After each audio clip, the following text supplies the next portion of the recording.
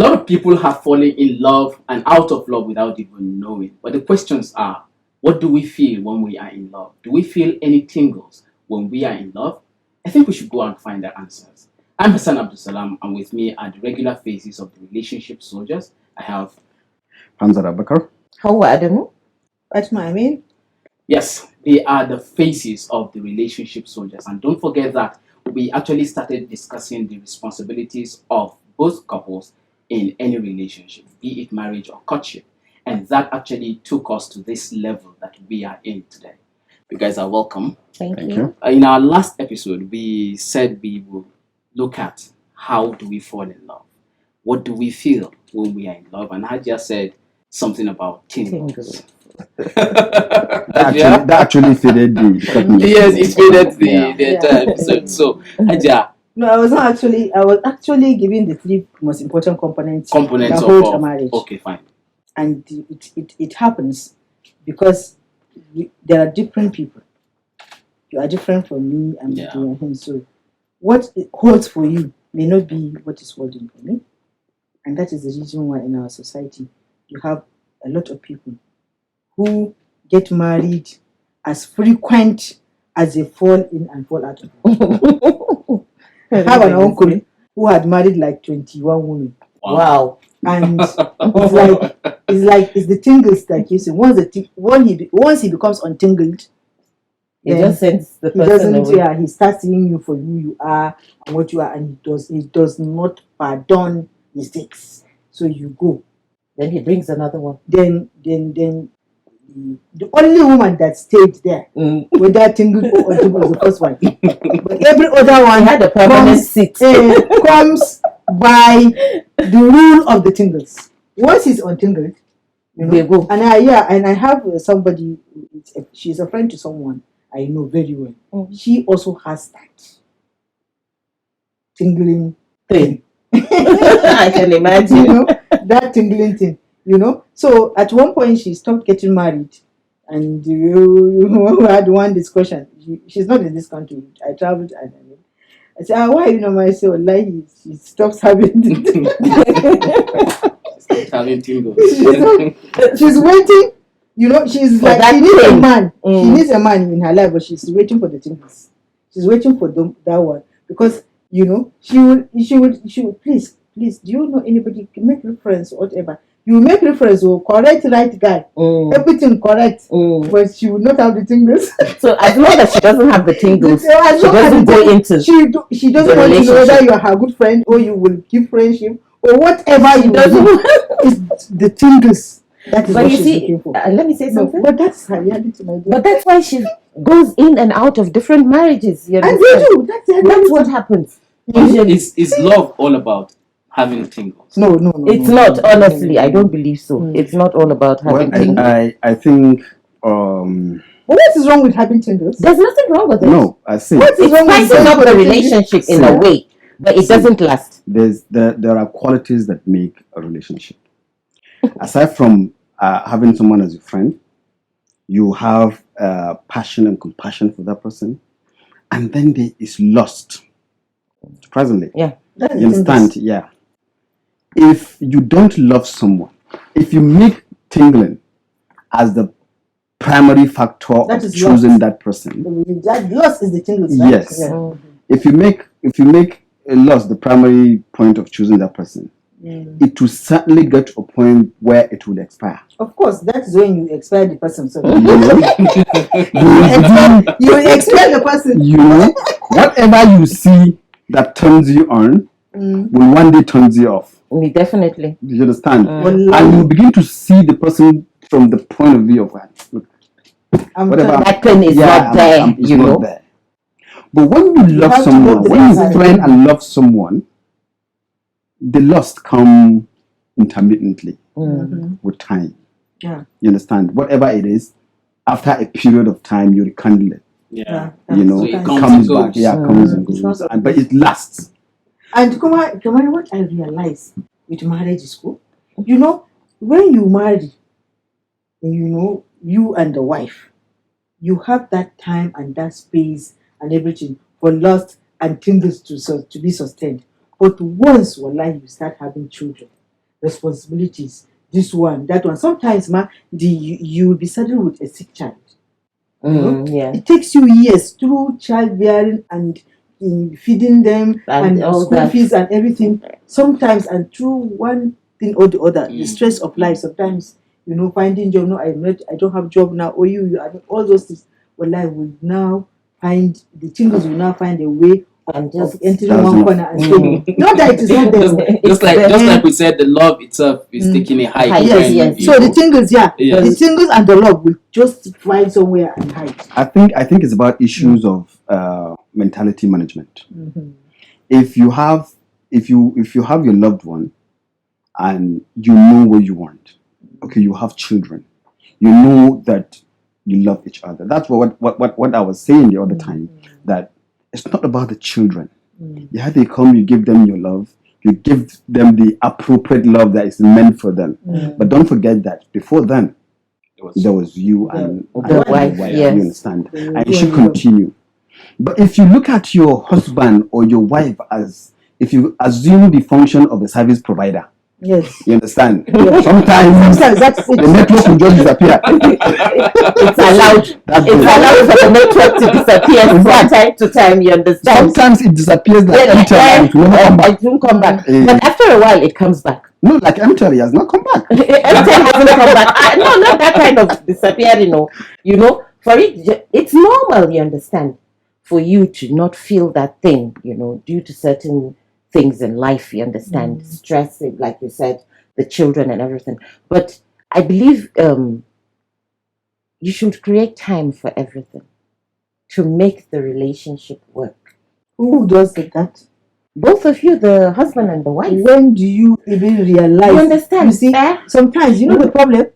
It is the me and you deciding that we want to make this marriage work no matter what. That is it. But many couples don't put that Yes, they into don't put that consideration. into consideration. In fact, at some point, they don't even realize that They have to put they the have effort. to put effort. Wallahi. Put in their effort. Yes. Sometimes That's what you don't even know when there's tingles and the love take a hike. Yes, because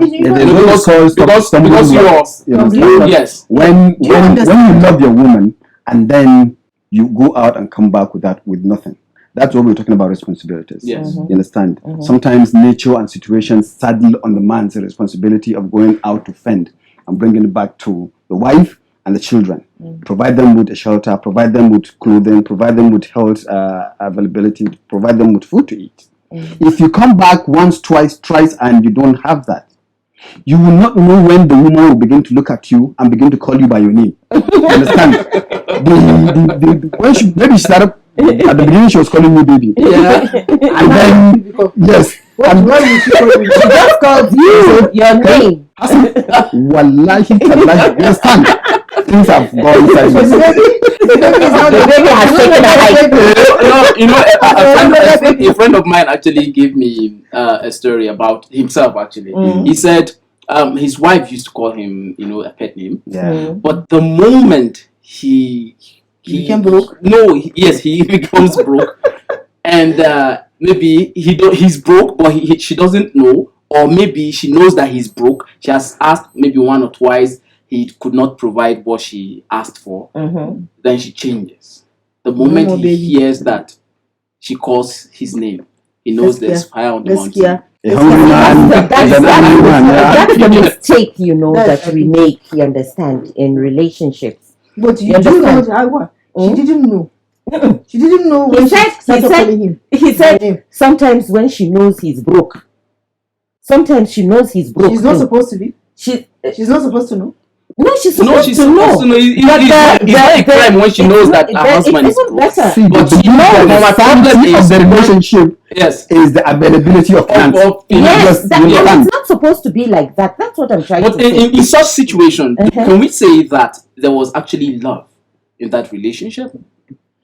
Well, you see, every day situation. Every day situation can take too long. You didn't even allow me to finish my analysis when I was telling you about this, because so that it will answer this question. So after the children and everything grown up, you have gone through the stress of making sure your children have school, have run, and they are married off. Then you fall in love again. Then there's just two of you, and you realize that you spend 25 years of your life, or 30 years of your life together, and there's actually no one, only the two of you.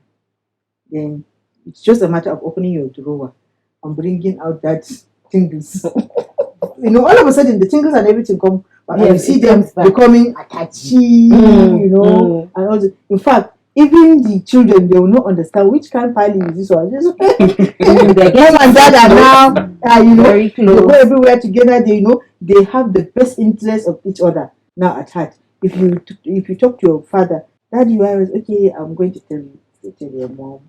And if you tell the mom will even if you want to manipulate, the children can really manipulate dad and mom. And then you hear that, okay, I'm going to discuss it. What's this? Oh, these people, what's wrong with them? Why is it that anyone they want to talk to? They want to talk. It's because they have now settled to companionship. But in the rigors of the normal growing up in marriage, that is what we are here for.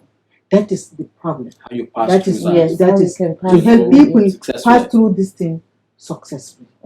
So tingles is there, but tingles, I'm sure, tingles can really, really go somewhere. And takes a hike. Yeah. Wow. But what you said, like your friend, in the case of your friend, whose baby was his name, and then he became Hassan. Suddenly, because he wasn't bringing in anything. I think it wasn't that there is no love. It was the mentality that the woman had. That he wasn't bringing anything? And that is what we were discussing. Those issues of responsibility. That we have a misconstructed mentality over is what is taking this problem. If I were your friend, the Hassan, what I would feel is that, okay, my name is now changed from baby to Hassan to my name because I cannot provide. So this woman must be materialistic. Perhaps that I discussed with one man, he was like 56 or 57 years, married with children. We were just having an open discussion. And he told me, he was making sure an assertion. He was asserting that 99.5% of women are materialistic. I said, which of the women? Women generally, your wives. In fact, 90% of wives are materialistic. And I was like, what do you mean? What's your basis? And he started giving examples, not his own example, but with all his friends. So you see, the actual thing is that men see us as devilish, as materialistic. No, it's not like men sees you like that. No, I'm just giving her. That's the way we portray ourselves. Because if you have a wife and your wife wants to call you on phone, she doesn't. No matter how much is in her phone, she will flash you. If you don't have credit, you have to go and look for it, load your phone, and call her. You understand? So you can see it from that angle. The mentality. It's the mentality, my dear. Let me finish this before we go on break. So, actually, all men in our society know that they are going to take responsibility, they are going to do this thing. But what are we women doing to make them feel that we are being materialistic? It's because of this kind of thing that she did to your friend. She was calling you baby. Now you cannot provide. It's not that she doesn't love you, but she is disrespecting you and making sure you know that once you are not providing what she needs, she won't call you baby again. Yes, and this one, she's upfront. I like her style, but there are women that won't show it to you, but they will break every fabric of rules and regulations of your marriage because you are not providing. And this is why men in our society believe that we women, they know when you are going to get married to another woman, your father, your uncle, everybody will go, they share the chair, everything. They put all the responsibilities, and you're doing it. But men now, this is a very sad discovery, because our men marry old for 10, 30, 40 years, but they still come out feeling that we are materialistic and we are devilish. Why are we giving them that impression? All right, let's go out on a quick break. We'll come back and know the reason why women who have been married for like 40 And yet years, our 30 men and yet stand up and men, be materialistic. men are still, giving them this materialism, look. You understand? So let's But go they out are. on a quick break. Yes, but it's the truth. Let's Yeah. go out on And a you give break. them example. Let's go out to the break. We'll come back to that. Mm. And I hope you're with us. We have been talking about how people fall in love, what you feel when you fall in love, and so many things. We have been unraveling a lot of things in this discussion. We'll go out on a quick break. We'll come back and continue.